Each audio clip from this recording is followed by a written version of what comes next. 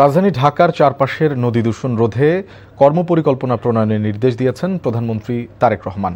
রাজধানীর চারপাশের নদীগুলো দূষণ রোধে দ্রুত একটি সমন্বিত কর্মপরিকল্পনা প্রণয়ন এবং তা বাস্তবায়নে কার্যকর পদক্ষেপ গ্রহণের নির্দেশ দেন তিনি।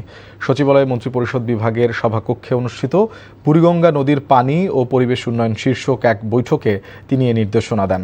বৈঠকে বুড়িগঙ্গা, তুরাগ, বালু, শীতলক্ষ্যা এবং রাজধানী সংলগ্ন অন্যান্য নদীর বর্তমান পরিবেশগত অবস্থা, দূষণের উৎস, বিদ্যমান চ্যালেঞ্জ এবং দীর্ঘমেয়াদী সমাধানের উপায় নিয়ে বিস্তারিত আলোচনা হয়। বিশেষ করে শিল্প কারখানার অপরিশোধিত বর্জ্য নদীতে নিঃসরণ, অপর্যাপ্ত পয়ঃনিষ্কাশন ও ড্রেনেজ ব্যবস্থা, খালগুলোর নাব্যতা হ্রাস এবং কঠিন বর্জ্য ব্যবস্থাপনায় দুর্বলতাকে নদী দূষণের প্রধান কারণ হিসাবে চিহ্নিত করা হয়। এ সময় নদী দূষণ রোধে শিল্প কারখানায় বর্জ্য শোধনাগার ইটিপি কার্যকরভাবে পরিচালনা নিশ্চিত করা, খাল ও ড্রেনেজ ব্যবস্থার উন্নয়ন, দূষণকারীদের বিরুদ্ধে নিয়মিত অভিযান পরিচালনা, বিদ্যমান পরিবেশ আইন কার্যকরভাবে প্রয়োগ এবং সরকারের সংশ্লিষ্ট সংস্থাগুলোর মধ্যে সমন্বয় আরও জোরদারের উপর গুরুত্ব আরোপ করা হয়।